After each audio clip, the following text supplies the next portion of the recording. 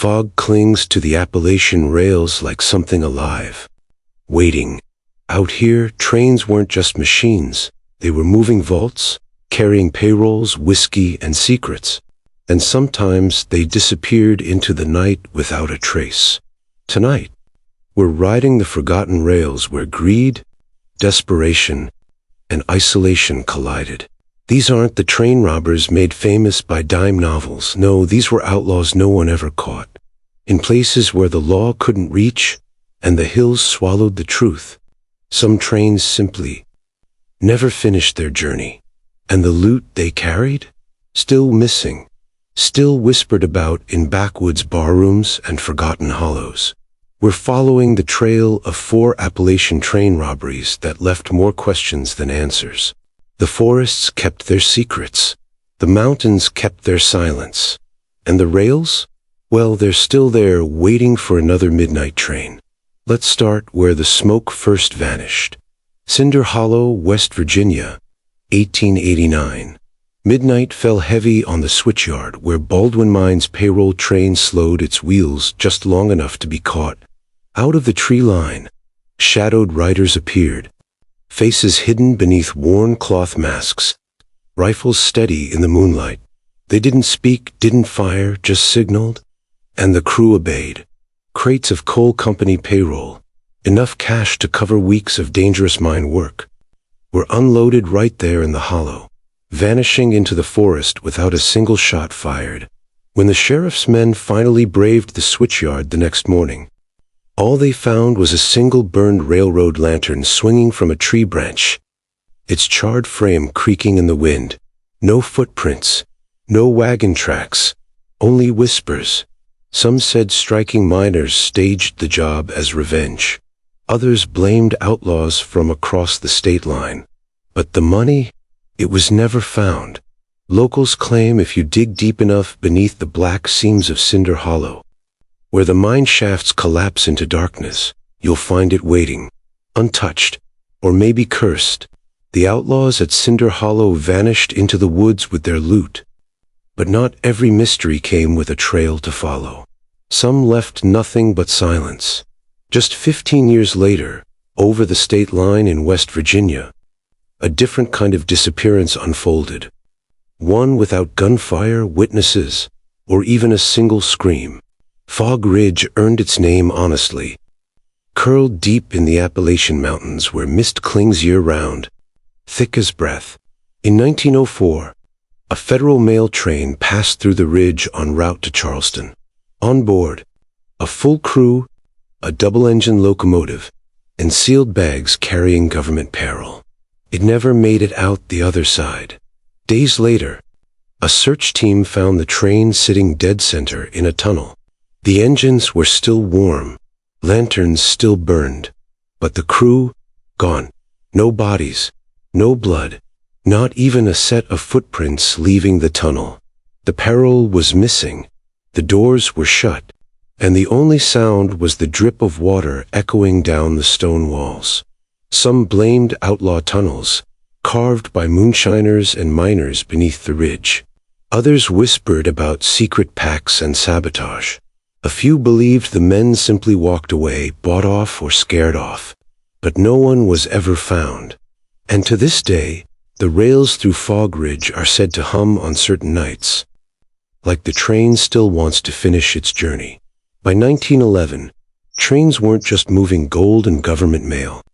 They were the lifeblood of Appalachian commerce, especially in boomtowns like Pine Gulch, where coal and timber ruled the ridgelines. That's what made the morning freight so valuable. 3 cars of payroll, tools, and a private security detail headed for a mountaintop mining camp. But it never got there. Just past the bend near Devil's Hollow, the train hit a rockfall, deliberately laid across the tracks.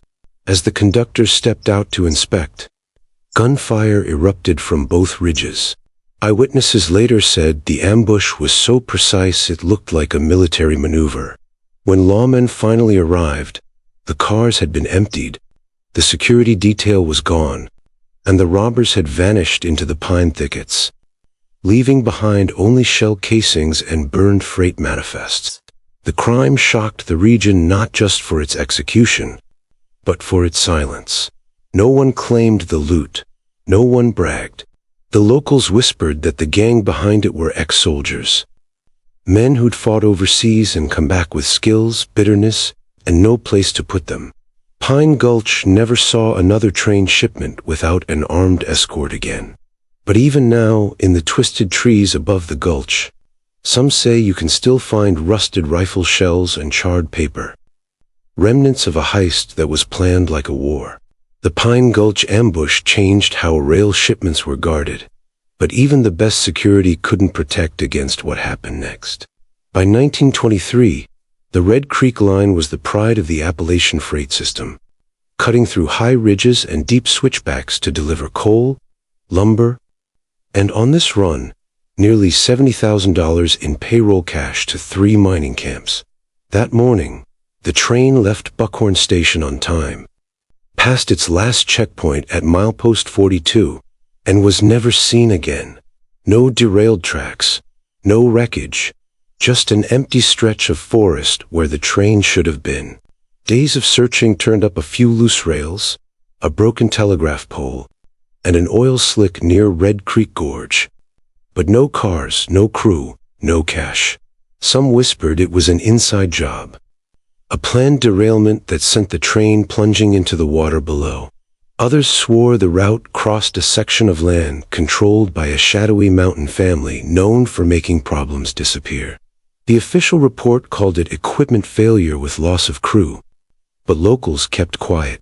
Decades later, when the Red Creek Gorge was partially drained for dam construction, search teams combed the ravine, but no train was found, just rusted spikes, a single steel wheel, and an unopened strongbox buried in the riverbank, locked tight and empty. Whatever happened out there, the mountain didn't give it back. They say the mountains remember what men forget. In the stillness of these Appalachian hollows, you can still feel it, that eerie sense that something passed through and never came back. Payrolls vanished, crews disappeared, and not one robbery ever ended with a name, an arrest, or a single coin recovered. Maybe it was greed, maybe it was desperation, or maybe the mountains simply know how to keep secrets better than any outlaw ever could. What's left are rusted rails, old rumors, and empty strongboxes buried in riverbanks. Which one stayed with you? Was it the train that disappeared into fog, or the one found, completely empty with no tracks disturbed? Somewhere out there, in the places maps stopped labeling, these stories still linger in the pines and under the soil. Would you dare walk those forgotten rails alone? Because sometimes the past doesn't sleep. Sometimes it waits,